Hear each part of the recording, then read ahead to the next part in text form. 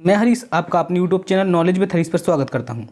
इस वीडियो में हम डिस्कस करेंगे जो कि बीएड सेकंड ईयर में फर्स्ट पेपर होता है, भारतीय शिक्षा के ऐतिहासिक परिप्रेक्ष्य, और जिसका नाम है हिस्टोरिकल पर्सपेक्शन ऑफ इंडियन एजुकेशन।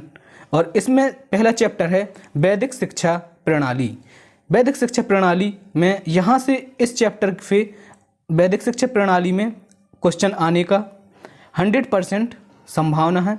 यदि यह क्वेश्चन शॉर्ट आंसर बन रहा है तो यह बनेगा 5 नंबर का, यदि यह लॉन्ग आंसर बनेगा तो यह 15 नंबर का बनेगा। तो बिना टाइम वेस्ट किए हम देख ले रहे हैं क्वेश्चन को। वैदिक शिक्षा प्रणाली का मूल्यांकन अथवा गुण दोष को विवेचन कीजिए। तो इस वीडियो में हमें डिस्कस करना है कि वैदिक प्रणाली के मूल्यांकन और गुण करना है, और दोषों का हम इसके बाद में देखेंगे नेक्स्ट वीडियो में। किसी वस्तु, विचार अथवा क्रिया का मूल्यांकन अथवा गुण दोष विवेचन किन्हीं आधारभूत मानदंडों के आधार पर किया जाता है। शिक्षा एक सामाजिक प्रक्रिया है। कोई समाज इसकी व्यवस्था अपने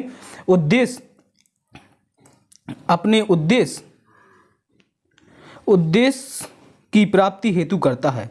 साफ जाहिर है कि किसी समाज की शिक्षा उसकी तत्कालीन परिस्थिति और मूल्यांकन उसके भविष्य की संभावनाओं और आकांक्षाओं के अनुकूल होनी चाहिए। अतः किसी शिक्षण प्रणाली का मूल्यांकन उन्हीं आधारों पर किया जाना चाहिए।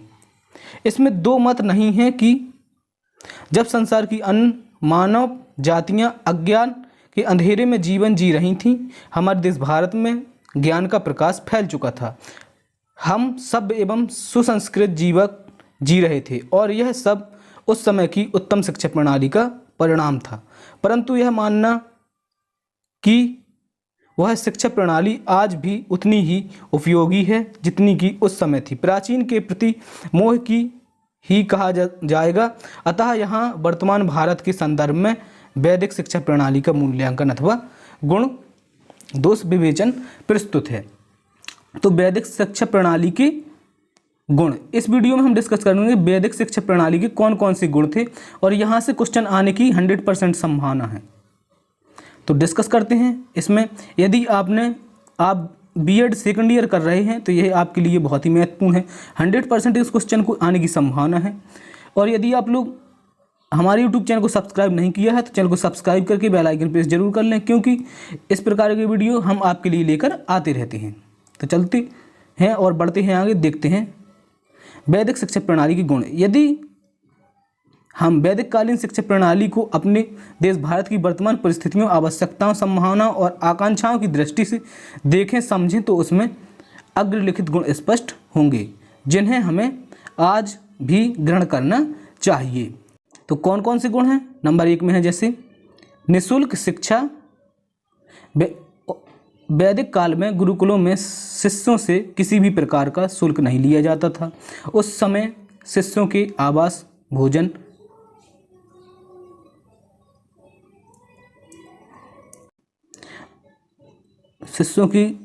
भोजन एवं वस्त्र आदि की व्यवस्था भी निःशुल्क होती थी। इस व्यय की पूर्ति राजा एवं धनी लोगों से प्राप्त दान, भिक्षाटन और गुरु दक्षिणा द्वारा किया जाता था। आज संसार के सभी देशों में एक निश्चित स्तर तक की शिक्षा निःशुल्क है, और हमारे भारत देश में भी। तो कहने का मतलब यह है कि उस प्रकार उस समय वैदिक काल में किसी के द्वारा, राज्य के द्वारा या सरकार के द्वारा इन्हें पैसा नहीं दिया जाता था। नेक्स्ट है शिक्षा का व्यापक अर्थ। वैदिक काल में छात्रों से यह अपेक्षा की जाती थी कि वे गुरुकुल शिक्षा पूरी करने के बाद स्वाध्याय में कभी आलस न करें। इस काल में लोग जीवन में अन्य कार्यों के संपादन के साथ साथ निरंतर ज्ञान अर्जन करते थे। गृहस्थाश्रम के बाद वानप्रस्थाश्रम में प्रवेश करने के बाद तो लोग अध्ययन को और चिंतन ही क्रिया करते थे, और समाज को अपने अध्ययन एवं अनुभवों को लाभ पहुंचाया करते थे। आज संसार के प्रायः सभी देशों में सतत शिक्षा की व्यवस्था है, हमारे देश भारत में भी है। इसके बाद नेक्स्ट है देखेंगे शिक्षा के व्यापक उद्देश्य। वैदिक काल में शिक्षा के उद्देश्य के प्रति व्यापक थे। उस काल में शिक्षा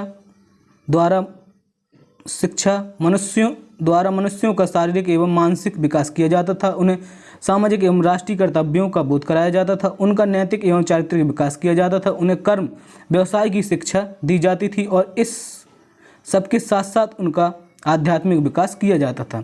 हाँ, यह बात अवश्य है कि उस समय सर्वाधिक बल ज्ञान के विकास, चरित्र निर्माण और आध्यात्मिक विकास पर दिया जाता था। आज की परिस्थितियों में भी हमारे देश शिक्षा के ये सब उद्देश्य होने चाहिए और हैं भी। साथ ही उन्हें हमें शिक्षा द्वारा बच्चों के नैतिक एवं चारित्रिक विकास पर सर्वाधिक बल देना चाहिए। समय की आवश्यकता अनुसार शिक्षा द्वारा बच्चों में राष्ट्रीय एकता और अंतर्राष्ट्रीय अवबोध का विकास भी करना चाहिए और उन्हें राष्ट्रीय लक्ष्यों की प्राप्ति की ओर उन्मुख करना चाहिए। यदि आप लोग चाहते हैं कि हम इससे कोई नोट तैयार करना चाहते हैं तो आप लोग उसको नोट भी बना सकते हैं, नोट भी कर सकते हैं। इसमें शॉर्ट लिस्ट करके इसे अपना घर पर नोट भी बना सकते हो। और यदि आप लोगों को लगता है कि हमें इस सब की PDF चाहिए तो डिस्क्रिप्शन में इसका हम लिंक दे देंगे इस वीडियो का। टेलीग्राम पे जाकर आप लोग हमें हेलो सेंड करिए, वहाँ से आपको PDF मिल जाएगी। नेक्स्ट है इसके बाद शिक्षा की व्यापक पाठचर्या।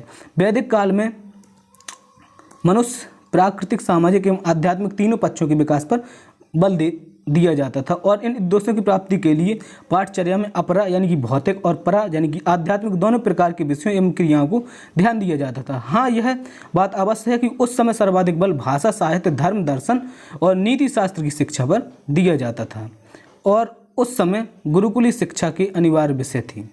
आज हमारे देश में उच्च शिक्षा की पाठचर्या अति व्यापक है, परंतु वह बहुपक्षीय नहीं है। मनुष्य के प्राकृतिक, सामाजिक एवं आध्यात्मिक तीनों पक्षों का विकास नहीं करती है। यानी कि शिक्षा शास्त्रियों और शिक्षा नियोजकों को जब इस ओर ध्यान देना चाहिए। इसके बाद नेक्स्ट है विशिष्टीकरण। हमारे देश में उच्च शिक्षा के क्षेत्र में विशिष्टीकरण का शुभारंभ वैदिक काल में ही हो गया था। हाँ, यह बात सत्य है कि प्रारंभिक वैदिक काल में तो यह विशिष्टीकरण छात्रों की योग्यता के आधार पर होता था, परंतु उत्तर वैदिक काल में यह छात्रों के वर्ण के आधार पर होने लगा। यानी कि जो था प्रारंभिक वैदिक काल में कर्म के अनुसार किया जाता था और इसके बाद जो उत्तर वैदिक काल में डिस्ट्रीब्यूट हो गए वो हो गए आपकी धर्म की वर्ण के आधार पर। यानी कि तुम जो काम करोगे, यानी तुम्हारे जो माता पिता काम कर रहे हैं वही तुम्हें भी करना पड़ेगा। और प्रारंभिक वैदिक काल में यह था कि यदि आपका जन्म हुआ है, आप जिस काम को इंटरेस्टेड लेते हो वह काम कर सकते हो। देखते हैं आज हमारे देश में ही नहीं, संसार के सभी देशों में उच्च शिक्षा के क्षेत्र में विशिष्टीकरण का क्षेत्र अति व्यापक हो गया है और छात्रों को उनकी योग्यता एवं क्षमता के अनुसार विशिष्ट शिक्षा एवं प्रशिक्षण प्राप्त करने के अवसर दिए जाते हैं। हमारे देश में इस क्षेत्र में शैक्षिक अवसरों की समानता का नारा बुलंद है। देखते हैं नेक्स्ट इसका गुण। नेक्स्ट है उत्तम शिक्षा। नेक्स्ट है उत्तम शिक्षण विधियों का विकास। वैदिक काल में गुरुओं ने शिक्षण की अनेक उत्तम विधियां अनुकरण, व्याख्यान, प्रश्नोत्तर, विचार विमर्श, श्रवण मनन निध्यासन, तर्क, प्रयोग एवं अभ्यास, नाटक और कहानी का विकास किया था। उस काल में शिक्षण को रोचक और प्रभावी बनाने पर विशेष बल दिया जाता था।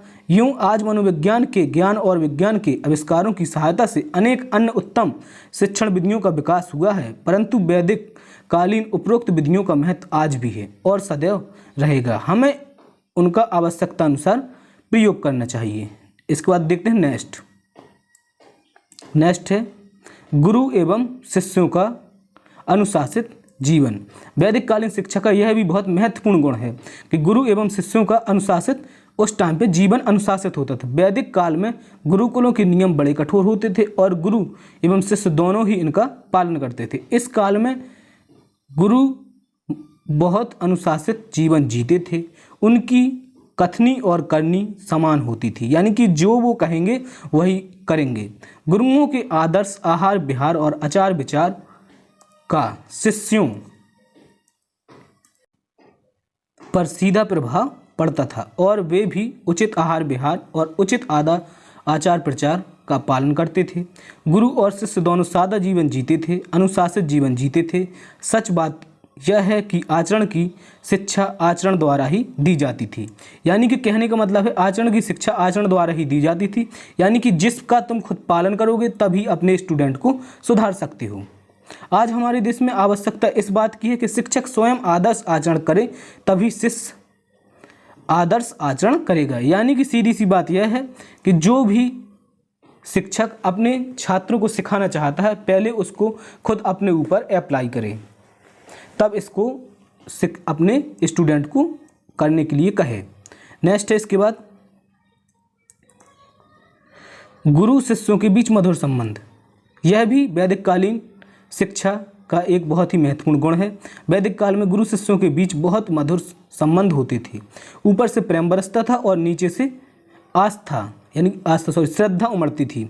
गुरु शिष्यों की पूरी देखभाल करते थे और उनके सर्वांगीण विकास का मतलब है ऑल राउंड डेवलपमेंट, विकास के लिए कठोर परिश्रम करते थे और शिष्य गुरुओं का आदर करते थे, उनके आदेशों का पालन करते थे और उनकी सेवा करते थे। सच बात यह है कि जब तक शिष्य की गुरुओं में श्रद्धा नहीं होती, वे उनसे कुछ सीख नहीं सकते थे, और जब तक गुरु शिष्यों के प्रति समर्पित नहीं होते, वे शिष्यों को कुछ सिखा नहीं सकते थे। आज के इस भौतिकवादी भीड़ भरे समाज में वैदिक कालीन गुरु शिष्य संबंध तो स्थापित नहीं किए जा सकते हैं, परंतु यह अपेक्षा तो की जा सकती है कि गुरु शिष्यों के प्रति समर्पित हों और उनके विकास के लिए प्रयत्नशील हों और शिष्य गुरुओं का आदर करें। उसी स्थिति में शिक्षा की प्रक्रिया सुचारू रूप से चल सकती है। नेक्स्ट है इसके बाद गुरुओं का उत्तम पर्यावरण और संस्कार प्रधान जीवन पद्धति। तो वैदिक काल में गुरु प्रकृति की सुरम्भ गोद में स्थित थे। वैदिक काल में गुरुकुल पृथ्वी की प्रकृति की सुरम्भ गोद में स्थित थे। यहाँ शुद्ध वायु एवं शुद्ध जल प्राप्त होता था और वातावरण एकदम शांत होता था। इन गुरुकुलों की दूसरी विशेषता थी संस्कार प्रधान जीवन पद्धति, जिसमें प्रवेश के समय बच्चों का उपनयन संस्कार होता था। इस संस्कार से बच्चों की मानसिकी में परिवर्तन होता था। वे ब्रह्मचर्य जीवन को सहज में स्वीकार करते थे और संयम जीवन जीते थे। नियमित रूप से धार्मिक कृत्यों के संपादन में उनमें उच्च संस्कारों का निर्माण होता था। शिक्षा पूरी होने पर समावर्तन समारोह किया जाता था। इस समारोह में गुरु शिष्यों को गृहस्थ जीवन में प्रवेश करने की आज्ञा देते थे और उन्हें कर्तव्य पालन का उपदेश देते थे। आज की परिस्थितियों में हमें वैदिक कालीन शिक्षा प्रणाली में इतना तो ग्रहण करना ही चाहिए कि हमारे विद्यालय प्रदूषित रहित स्थानों पर स्थित हों, उनमें पेड़ पौधों को फुलवारी हो, उनके आसपास किसी प्रकार का शोर ना हो और ध्वनि प्रदूषण ना हो। यदि विद्यालय की कार्य प्रणाली और दिनचर्या को संस्कार प्रधान एवं मूल्य आधारित बनाया जा सके तो फिर सोने में सुहागा होगा। और मेरी आप लोगों से एक और गुजारिश है, यदि आप लोग हमारे YouTube चैनल पर नए हैं तो चैनल को सब्सक्राइब जरूर कर लें, और यदि आपके फ्रेंड सर्कल में कोई भी फ्रेंड्स बीएड या VTC कर रहा है और उसके आगामी अगस्त या सितंबर में एग्ज़ाम है, खासकर जो बीएड सेकेंड ईयर कर रहा है, उसको ये वीडियो शेयर ज़रूर कर दें, क्योंकि उससे को हो सकता है कि इस वीडियो से कुछ प्रॉफिट मिल सके। तो मिलते हैं नेक्स्ट वीडियो में, तब तक के लिए। और मैं आपको एक बात बता दूं कि हमने इस वीडियो में डिस्कस कर ली हैं वैदिक कालीन संस्कृति यानी शिक्षा में जो गुण थे उनको, और हम नेक्स्ट वीडियो में डिस्कस करेंगे कि वैदिक कालीन शिक्षा के जो दोष हैं उनके बारे में।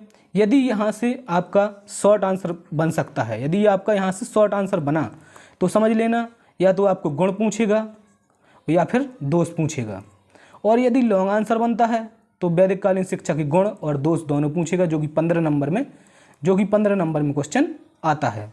यदि शॉर्ट आंसर बनेगा तो यहाँ से आपको 5 नंबर मिल सकते हैं। तो मिलते हैं नेक्स्ट वीडियो में, तब तक के लिए थैंक्स फॉर वॉचिंग। जय हिंद, वंदे मातरम।